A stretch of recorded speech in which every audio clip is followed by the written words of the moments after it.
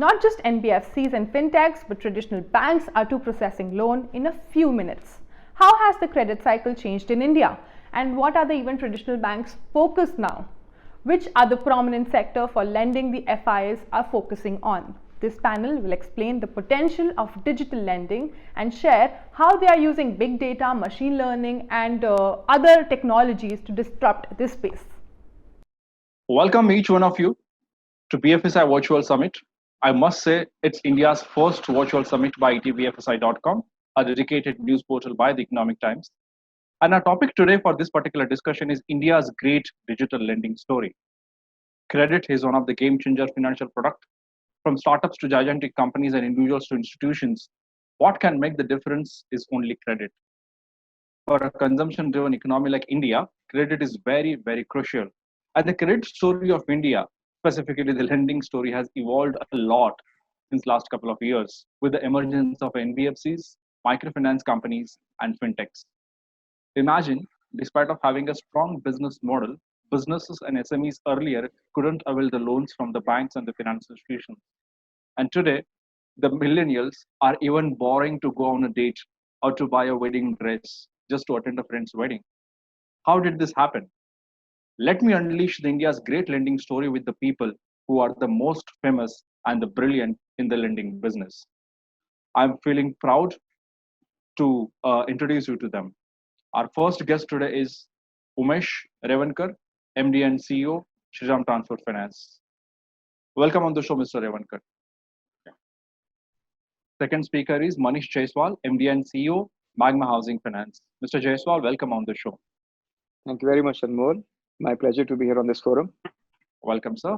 And we have 2-3 more guests. One is Shashank Rishasringya, co-founder and MD Capital Float. Shashank, welcome on the show. Thank you, Amol. Pleasure to be here. Another guest is Harshvardhan Lunia, the co-founder and CEO of Lending Cart. Harshvardhan, welcome on the show. Thanks, Amol. Pleasure to be here. And our last speaker on this panel is Ram Rathinam as CEO of Muthoot Finance. So welcome on the show. Amol. Pleasure to be here on the forum. Great. So pleasure to have all of you here on the show, and let's try to unleash the India's great digital lending story. To begin with, I have a very important question for all of you. I will take this question to each and every panelist here with me. The question is, looking at whatever the issues that happened in last 1 or 2 years, specifically in the NBFC sector, whether IL&FS or economic slowdown, and now the coronavirus lockdown and the impact on the financial sector. So if I call this triple whammy, IL&FS and the crisis came after that, and the economic slowdown and the COVID-19. How this triple whammy for NBFCs, do you see, and what is the way forward? Mr. Revankar, if you could take this question. Yeah, thank you. See, let me first would like to clarify that IL&FS, even though it is being considered or treated as the NBFC by many, but actually it was not an NBFC at all. It is a core investment company, and it had a lot of other activities and businesses, and most of their lending was to their own entities. So branding it on par with any other NBFC becomes a challenge, because most of the NBFC, if you look at the way NBFC have been functioning over the last 50, 60, 70 years, is as a specialized lending activity, either to a particular geography or particular activity. So it can be vehicle financing, housing financing, gold financing. All of us chose a particular niche segment and try to lend to that particular either geography or to the customer.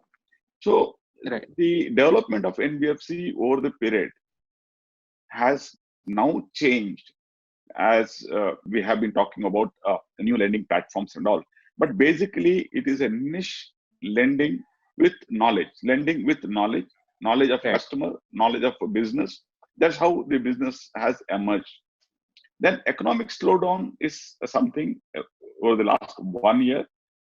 This has happened because absence of private capital into the economy, because for any business to expand and progress, private capital has to come in. Right. Government only investing, building infrastructure will not really help. Now, the private capital, why it has not come in last maybe couple of years? I think it's mainly because there has been slowdown in initial government infrastructure building. Then there has been some slowdown globally, and I think in the last 1 year, I feel it is mainly due to even the consumer, their spending coming down a bit, mainly because of not many job getting created. Because only when the private capital comes, new Right. investment comes, a lot of new jobs get created. When that doesn't happen, then consumption as a overall economic activity is concerned will come down. And the Right. COVID is something very unique, but this COVID situation is throughout the world now. It is not just India focus. It is throughout the world. Maybe we are the least impacted as of now, and likely to be less impacted compared to any part of the world. So I think the NBFC who are having a niche presence, who knows their business, if they're able to manage to raise more capital, or Right. if they're able to get a good liquidity, they would continue to be in the business. They'll continue to be part of the economic activity. Right. I really don't think there will be much disturbance once the initial 2 months or 3 months post COVID, if you are able to handle it well. Right. Thank you, Mr. Revankar, for setting the tone. I will, take the same question forward and take the views from, the rest of the gentlemen. So, Mr. Jaiswal, I will come to you. What is your view? We have seen this, major changes in the NBFC sector, and now looking at the current issues, what is the way forward? I think, first of all, past is past. It's behind. Right. It's not triple whammy. It's actually been more than that. We started with Demon. We started with GST. We had ILFS. And post that, the NBFC crisis. Right. And now the global pandemic. So I think there's never been a dull moment over the last 2 years. In seriatim, there has been one event after another.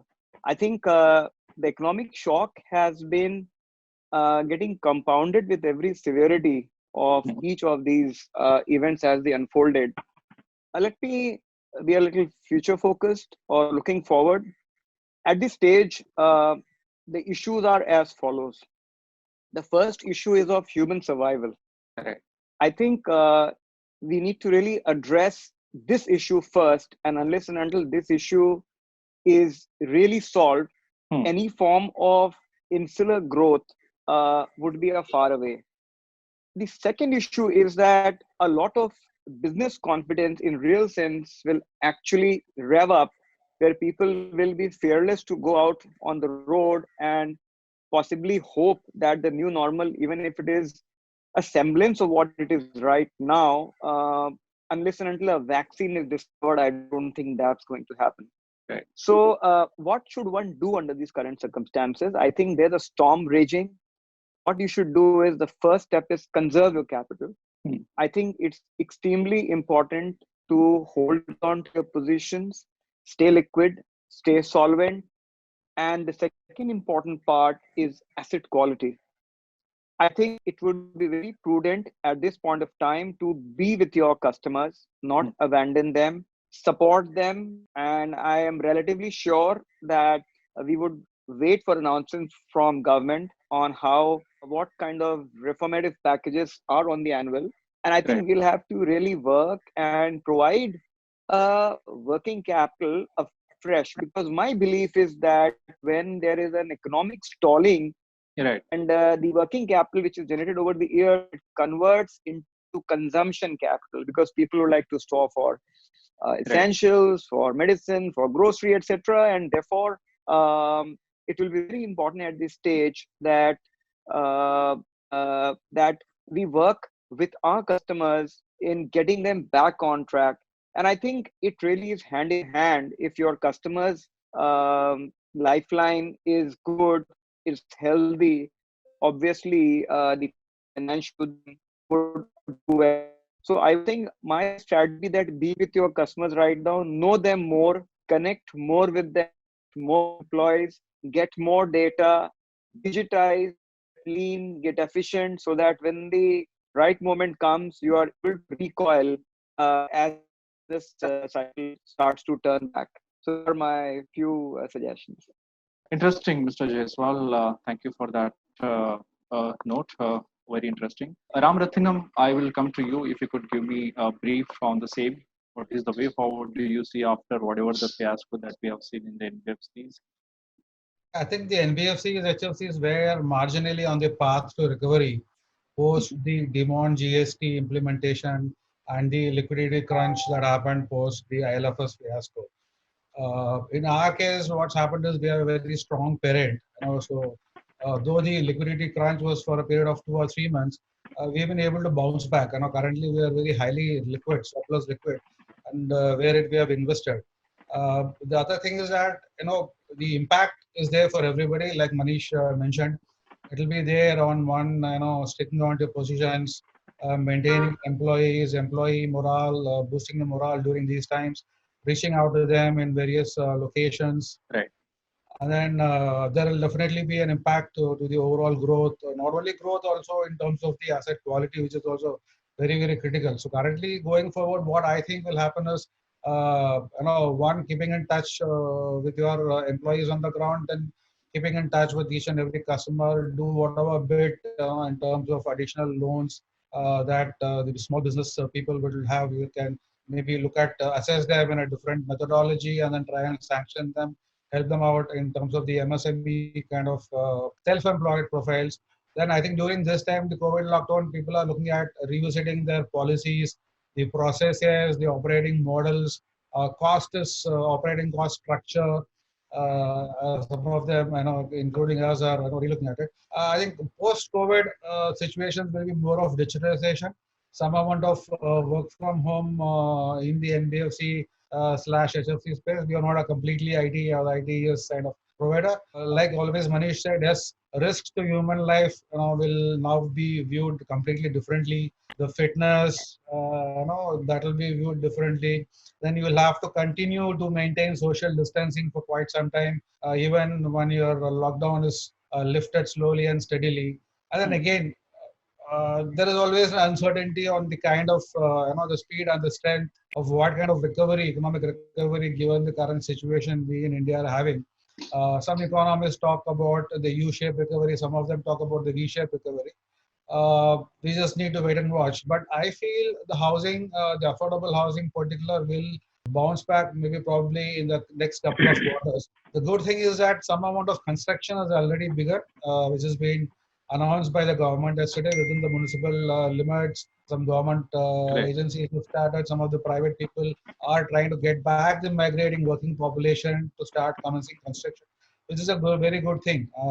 And then I'm also expecting some kind of a bailout package probably in the next couple of days from the finance ministry. I think it's eagerly every industry is sort of waiting to hear. Yes, there is of course a confusion on the moratorium circular that has been issued on 27 March by RBA. But I think some of the stimulus packages, if announced over the next couple of days, I think that will soothe the pain that we've been having for the last couple of weeks.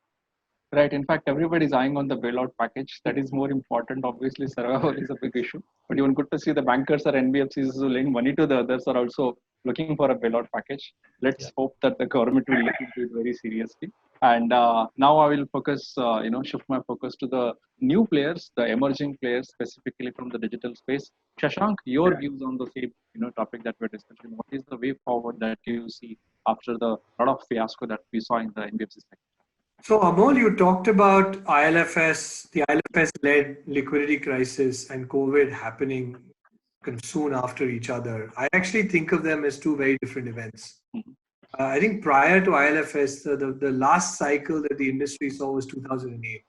Okay. And in the years that followed, roughly the period, I would say 2010 to 2014, a new paradigm of lending started to emerge, right? Bureau data became more ubiquitous. Digital data, whether traditional from a bank statement or from GST or from e-commerce, started to become available. And this whole idea of programmatic quasi-automated lending started to gain currency, where the previous model had been largely around touch and feel and physical contact, which still remains a very viable model today. Honestly, I think for most of the period leading up to the ILFS crisis, it was very hard to say if this new paradigm was working or not because it was boom time, right? And to some extent, I think the ILFS crisis created the first major cyclical test of new age underwriting and new age lending. Tested asset quality, it tested underwriting models, collection models, and also liquidity models. And I think, quite frankly, I think it was actually a very good, in some ways, in hindsight, a growing up crisis for a lot of, I would say, new age lending companies, but also, I would say, lending models that were being adopted by various incumbents with a digital twist. Right. And in many ways, I think that crisis, those who emerged from that crisis, and like us, I think actually kind of probably counted those learnings to be extremely valuable from a liquidity planning perspective, from a stress testing perspective, from figuring out what products, what segments, what underwriting was working, what wasn't. Right. So in terms of building up collections capability as a core muscle, which wasn't necessarily a big priority of new age lending prior to ILFS. I think COVID is actually a very different event. It has nothing to do with a cyclical downturn. Right. It's a global humanitarian shock that has led to an economic slowdown.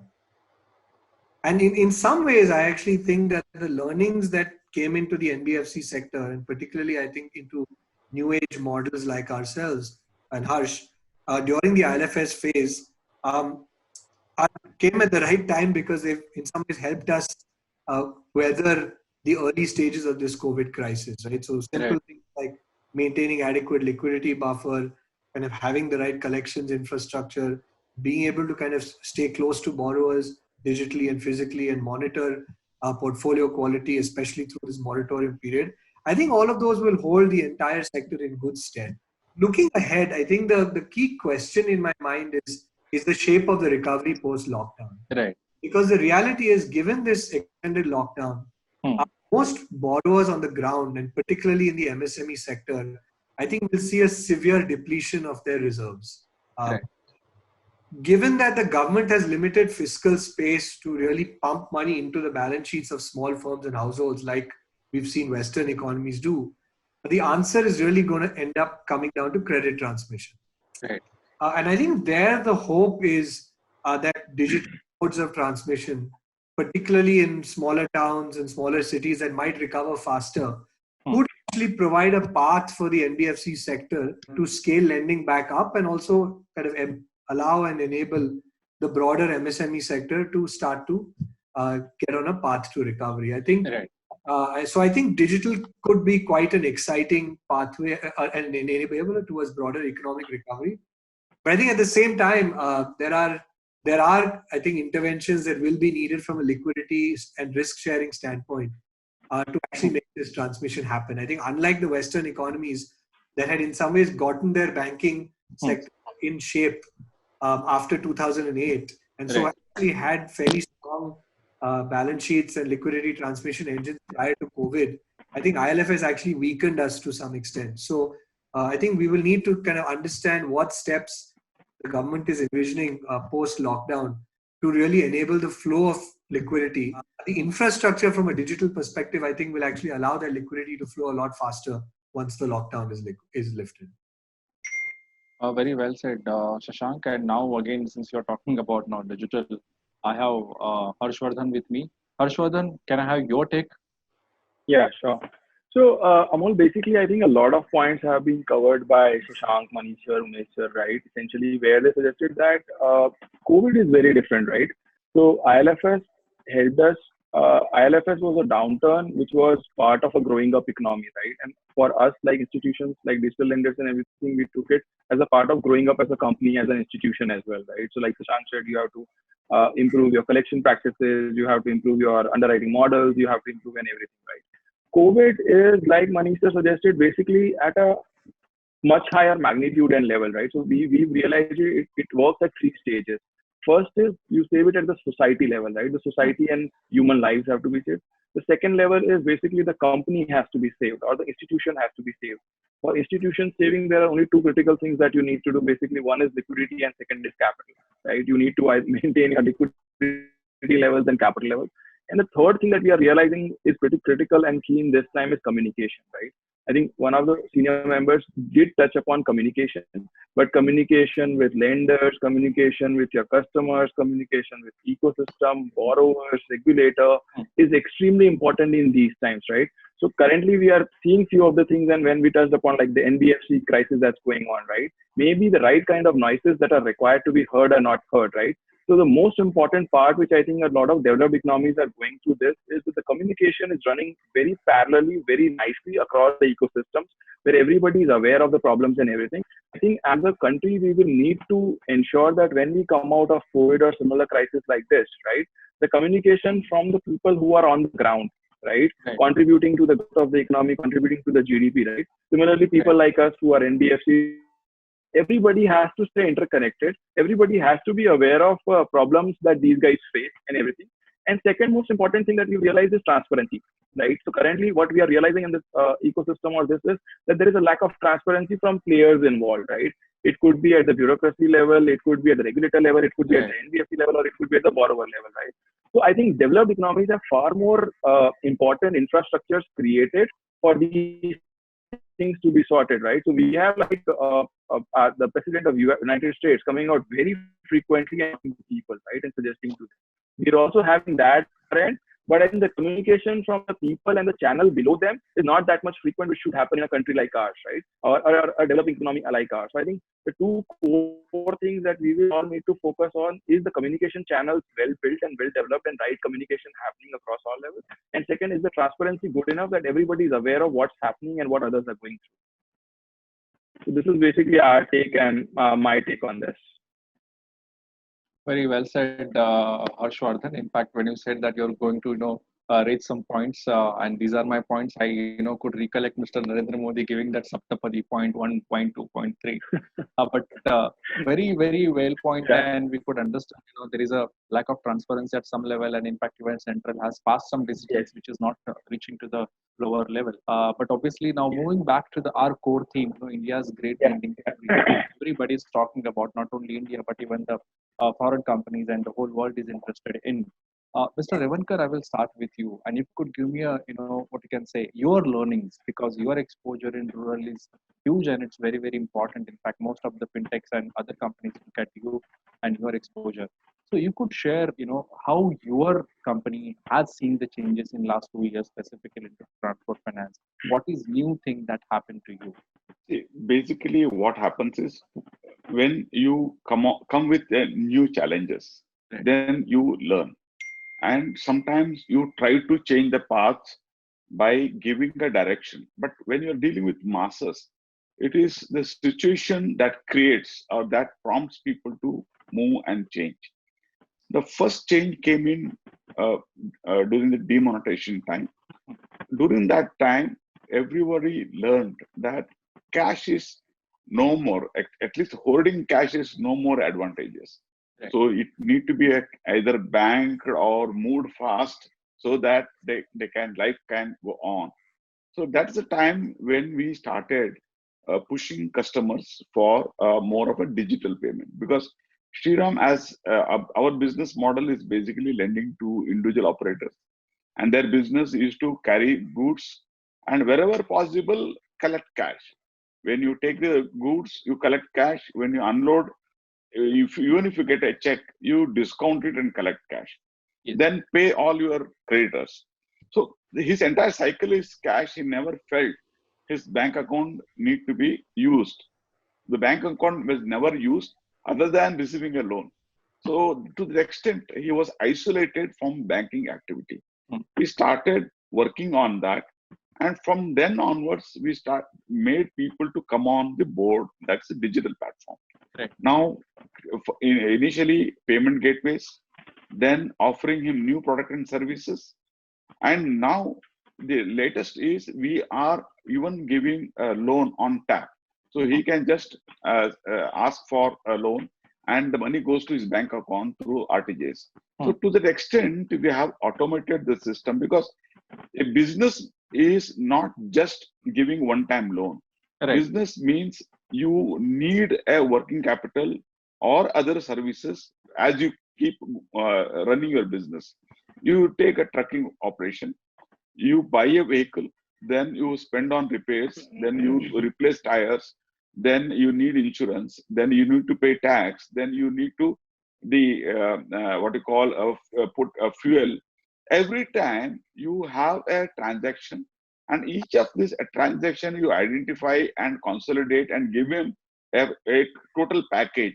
These are your running requirement, and I'm there to fulfill all your requirements. So this is how we keep learning as a lender or any partner in the business. We believe that we are partner in the business with our customer, and we try to solve all his business related service issues or product issues. That's how we have learned, and we try to improve on our service quality and continuously keep communicating him. In fact, this is the right time. You won't believe all our executives. We have 18,000 field executives, and we have told everyone that now call center is shut. So everyone is a call center. You sit at our home and call people and talk to them. Try to understand. So my 18,000 people calling to the customer and knowing him personally has a much better impact than a call center, somebody remote, not knowing the person, calling him by some name. So it has less impact. So the business model where we can relate to the customer, understand him, that becomes much more powerful. So it is a very valid point, Mr. Revankar. And Mr. Jaiswal, my question to you now is, how has you seen the difference specifically in the housing market right now, and what are the changes that you envisage? Because there is a lot of loans online, and showing the properties, offering a 3D and 4D experience, buying taking a loan, and showing the flat at the same time. So how have you seen the difference in this sector? I would talk about I look after two businesses, SME and housing, and I would just like to elaborate how we have moved and we are moving in these times. So first of all, we are happy to say that over last 2 years in our SME business, we have completely become a phygital organization, for a word, if that exists, a physical come digital organization. And we did something. We've been in this business for almost a decade. So we used about data of 40,000 customers and 1 crore data points to make our risk algorithms or risk models.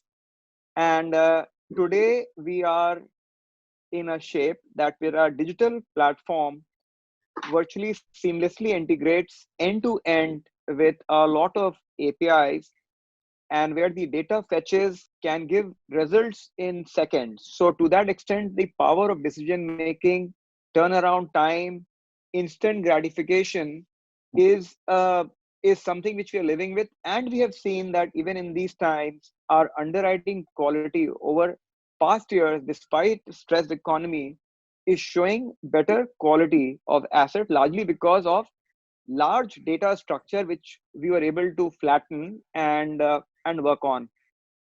And I actually also believe that with this lockdown in little under 3 weeks, a lot of myths actually they stand settled.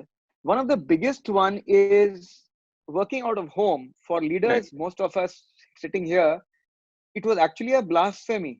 We never thought that when person says I'm working out of home, we could really believe that it is a possibility.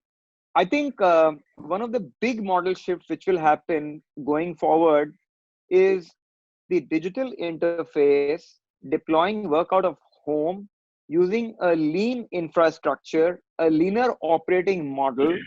And I think the norms of social distancing will convert into per square feet occupancy in the office.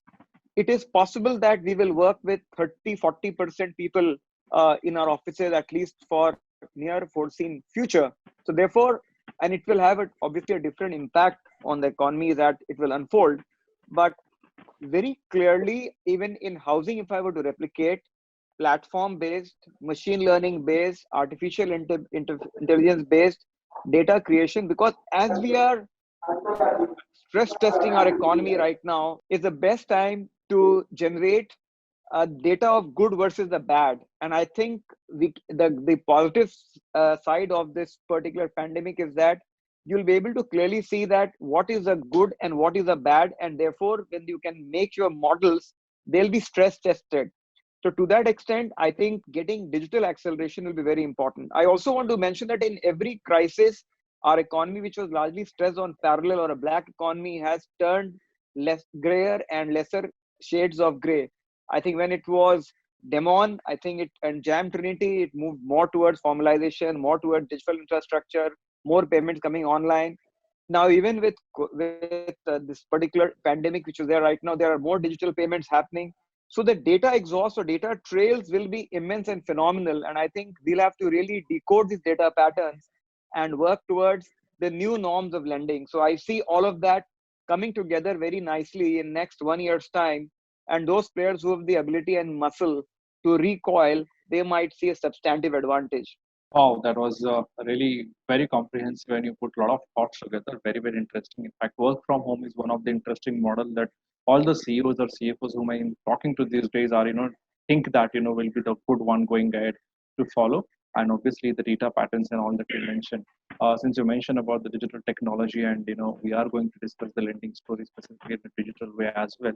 I would like to take Shashank, your view specifically that all the companies are using, digital technology, new waves of technology and everything is fine. But the question that I would like to ask you, Shashank, is, how tech and digital has actually enabled to work on a cost and margins? What is the difference you have seen there? Yeah, that's a great question, Amol. So I'll actually answer it in two parts. I think the first is the depth that digital has started to enable within the country. Right. I think when we first started out, and in 2014, we put up a website to give SME loans. I think we were one of the first at that time, and a handful of startups based in Bangalore applied because they were the only ones looking online for loans. If I fast forward to in the last couple of years, we're actually seeing far more applications coming in from tier 3 and smaller cities, with people literally kind of finding us online or responding to digital marketing and completely kind of applying online in a fully paperless fashion, doing digital banking and actually completing the loan journey online. And I think that was quite unheard of, right? I think the general perception has always been across all tech businesses actually in India is that the tech will kind of get you to the top 10 cities in India and the top of the customer pyramid. But if you want to actually reach into the next 300 districts, that requires cost and feet on street and branches and physical establishments. And honestly, I mean, even we believed that that would be the case for a while. And I've been surprised at how quickly digital reach for selling a financial product has actually penetrated the hinterland. To the point at which today, I think there are almost kind of no urban areas that we can find, particularly in southern and western India, where you cannot reach out to a customer digitally and complete the journey online. So obviously, the big impact here has been on cost. Right, the idea, the physical outlay that is now required, I think, to be able to sell a loan or for that matter, any financial product to the next 100 million users in India outside the big cities has crashed dramatically. So that's point number one. I think the second dimension I would kind of talk about is really around customer experience. So I think a loan is a very transactional product, right? You essentially kind of a customer comes to you, or you go after him, say, do you want a loan? He sends you a bunch of data, you give him a decision. And so generally, I think loans have had a pretty high cost of acquisition because you either need to build a funnel for a product that's very much a point-in-time product, right? You don't want a loan all the time, particularly if you're a consumer.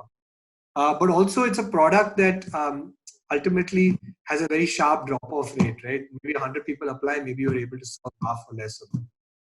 I think what we found to be very interesting in the last 2 to 3 years is that consumers in India are increasingly looking for credit products to be woven into their day-to-day economic life.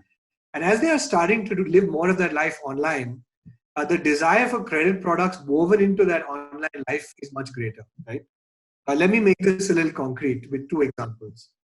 We have an interesting partnership with Amazon where we essentially co-created a line of credit that consumers who've been buying on Amazon for a long time can use for all their day-to-day purchases, right? Whether it's for convenience or for affordability. We've actually seen the lowest cost of acquisition for that product, right? And the highest and the best credit quality. And effectively, this has been achieved simply by layering a credit product into the day-to-day activity of an Amazon person coming online and wanting to buy a cart.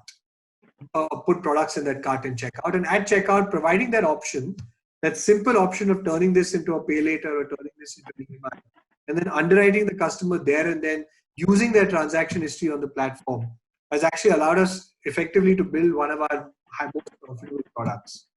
A second example of this is a personal finance app that we acquired a couple of years ago called Walnut, right? Walnut has about 8 million lifetime users. It essentially allows people to categorize their spends, track their expenses, set budgets, savings targets, etc. And what we did as a pilot about a year and a half ago was actually introduce a personal loan product in their app at the point of need. So if someone is planning a trip or saving up for a wedding, underwrite them at that point in time and actually offer them a personal loan or a personal line of credit for a specific use. And again, I think this is a channel that for us has had the lowest CAC and the best asset quality, simply because you're lending contextually and offering loans to a person that you already have a relationship with and which is already at a point of need. If I had a crystal ball, I would say that going forward, we are actually going to see this kind of lending becoming far and more ubiquitous. When credit is layered in as a timely offering to some existing digital activity of users in India, whether they're SMEs or consumers. So Shashank, stay with me. I have a very, important example to share with you. 2 years back, in fact, not very, very, long ago, I was talking to somebody from India Infoline, and he told me we created this mobile application where people are, trading a lot. And the one place from where maximum numbers are trading a lot on this application is Ranchi. Because we all guessed it Bangalore, Bombay, Pune, and everything. And he says, no, it's not that, it's Ranchi. So last mile connection is somehow improving, and most of the smaller towns or the tier 2, tier 3 cities are emerging, which we never expected. And that's what we have seen in lending as well. But since you mentioned about, the immediate or instant, credit or instant risk analysis, could you elaborate here more and tell me, how could you do it? Tomorrow, if somebody comes to your website, tomorrow, if you create a mobile application where, somebody wants to take a loan immediately, how will you mitigate the risk? How will you analyze the risk? Yeah, it's a great question. And I think here I would really just echo Manish's point that it all comes down to being able to structure data and learn from experience, right? Okay. So if I look, obviously, I think our experience is small compared to many of the others in this call, but in our sort of neck of the woods, we've done about 9,000 crores of disbursements over about 500,000 customers over the last 6 years. While that may be, I think, modest relative to a lot of larger institutions, I think one of the things we've done well is from day one, we structured our organization to be a data-driven one. Newer and newer data sources are opening up every day. DST is a credit underwriting goldmine that most of us have barely tapped because the APIs are still relatively nascent. Right. So this is I think a learning journey that never ends. But I think we've kind of, just by being in the game for the last few years and doing a lot of lending, some of which has worked, some of which hasn't worked, I think we've got to a point where we're able to confidently actually underwrite loans in these smaller cities and smaller segments, with the caveat that underwriting is still only maybe half the game, right? The other half of the game is collections. And I think good underwriting only works if you have good collections to back it up. So I think one of the areas where we have learned a lot from the other folks on this call and more kind of, I would say, history institutions is the importance of actually building collections well. And I think having built baseline collections, what we're now trying to do is actually kind of think about how do you automate collections, how do you build smart collections, How do you use algorithms to target your field force, your telecallers onto the highest probability cases? And in some cases, how can you actually automate the process of collections so that you don't need as many people to achieve the same level of intensity and the same level of efficiency?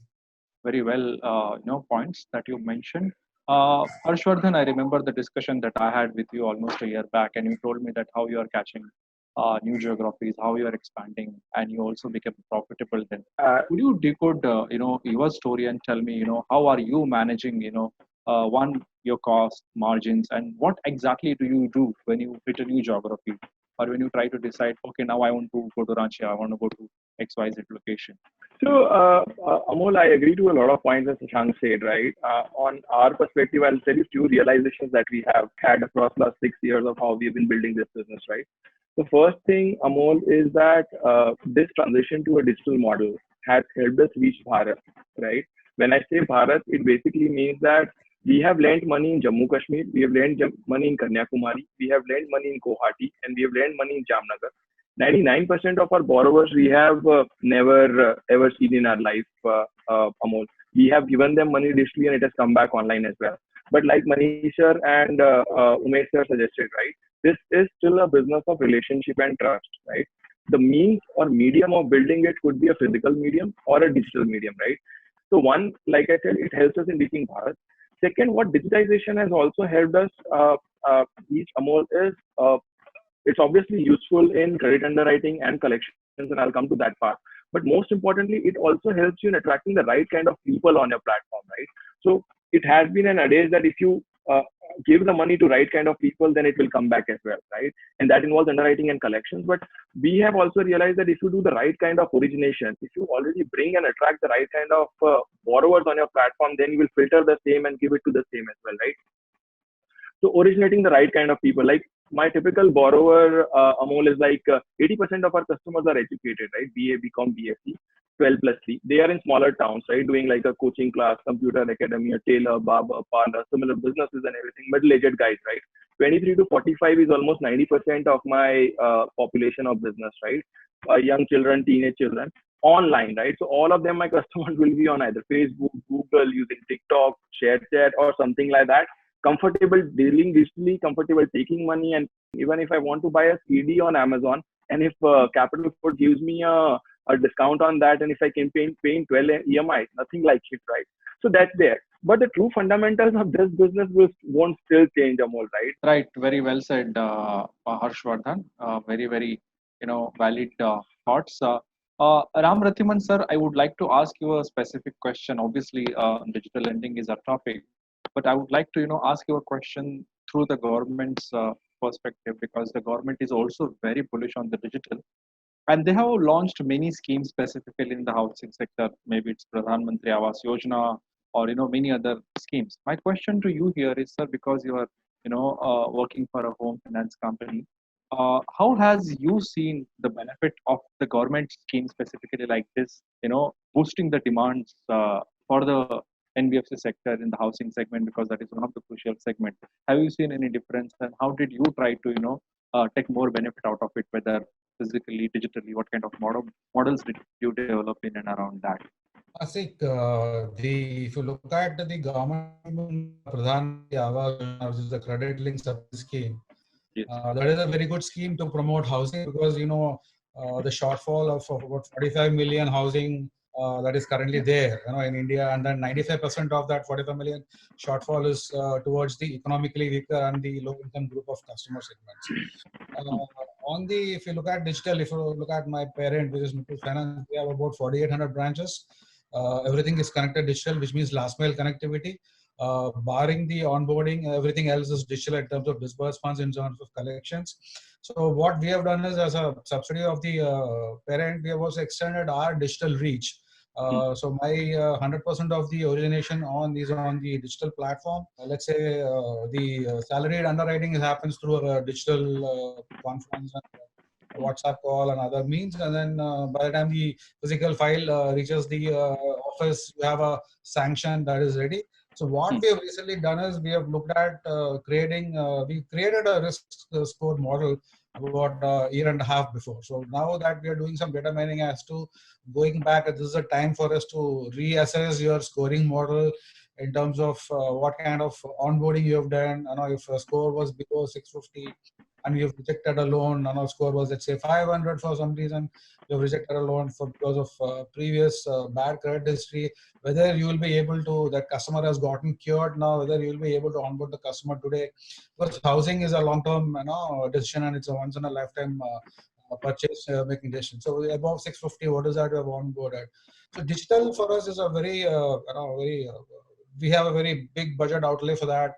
We have our own IT team back in the Cochin office, where we employ about 250 odd people.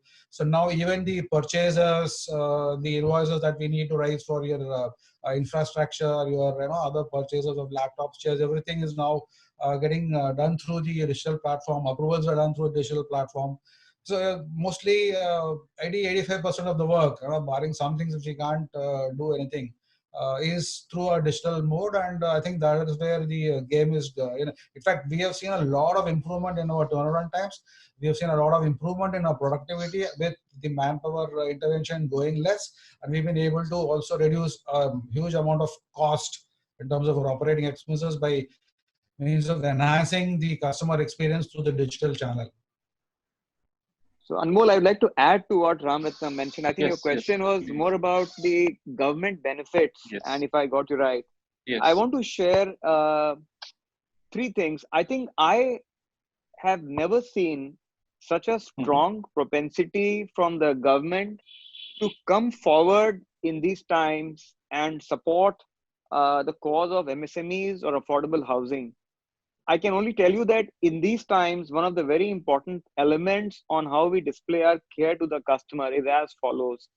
One is the CLAPS model of NHB, where we are able to now see a far more faster transmission of subsidy of 2.3 to 2.67 lakhs, which is reducing customers' EMIs by about 3,000 rupees per month.